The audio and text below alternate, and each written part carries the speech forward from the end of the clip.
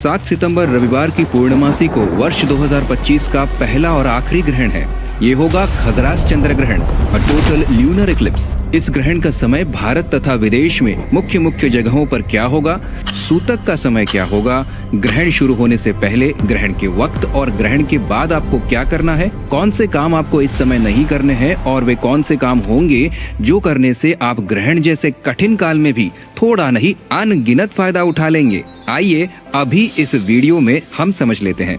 ग्रहण के समय होता क्या है कि सूरज या चांद के किरण पृथ्वी पर आप तक नहीं पहुंचते, तो इनसे सूक्ष्म तत्वों में जो हलचल होती है वो हो जाती है बंद, जिसका मतलब ये है कि हमारे शरीर के अंदर जो सूक्ष्मतम अवयव है, इनमें भी हलचल नहीवत हो जाती है। यही कारण है कि ग्रहण के समय कोई भी गंदा भाव या गंदा कर्म होता है तो वो स्थायी हो जाता है, क्योंकि पसार नहीं हो पाता है।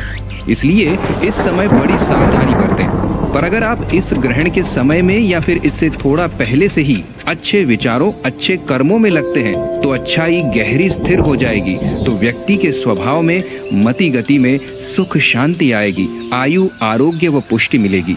ग्रहण के कालावधि की बात करें तो भारत में अहमदाबाद में 7 सितंबर को इस चंद्र ग्रहण का समय रहेगा रात्रि 9:57 से मध्यरात्रि 1:26 तक। अंग्रेजी के हिसाब से 7 सितंबर 9:57 PM से 8 सितंबर 1:26 AM तक, यानी लगभग 3.5 घंटे। करीब यही समय पूरे भारत भर के लिए रहेगा।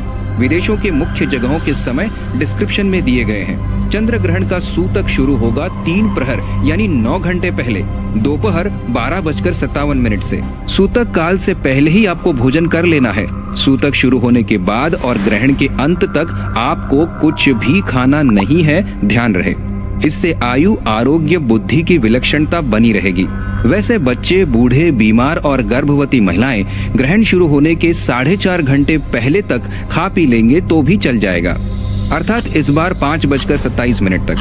सूतक के पहले ही कुश, तिल या तुलसी पत्ते खाद्य पदार्थों में डाल दें, ताकि वे सूतक और ग्रहण काल में भी दूषित न हो। लेकिन पका हुआ अन्न तो आपको त्याग ही देना है, भले गाय, कुत्ते आदि को डाल देवे। और एक बात, दूध या दूध में बने पदार्थों में तिल या तुलसी नहीं डालनी है। सूतक काल में जो पानी आप पियोगे उसमें भी कुश आदि डले हुए हो। सूतक के विषय में तो जान लिया, लेकिन ग्रहण काल में थोड़ी सी असावधानी का नतीजा बड़ा गंभीर हो सकता है। देख ही लेते हैं। ग्रहण समय में भोजन करने वाला अधोगति को प्राप्त होता है। ग्रहण में सोने वाला बीमारियों से घिर सकता है, उसकी रोग प्रतिरोधक शक्ति कमजोर होती है। पेशाब करने से घर में दरिद्रता आती है। शौच जाने वाला कृमि रोग का शिकार होता है और अगले जन्म में कीट योनि को पाता है।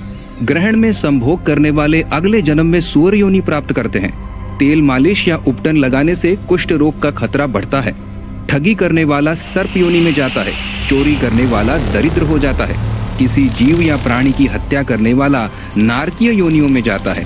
ग्रहण के समय पत्ते, फूल, लकड़ी, तिनका तोड़ना या दांत साफ करना, ब्रश करना वर्जित है। ग्रहण काल में चिंता करने वाले की बुद्धि का नाश होता है। और तो और ग्रहण के समय दूसरे का अन्न खाने से 12 वर्षों का सारा पुण्य नष्ट हो जाता है, ऐसा स्कंद पुराण में आता है।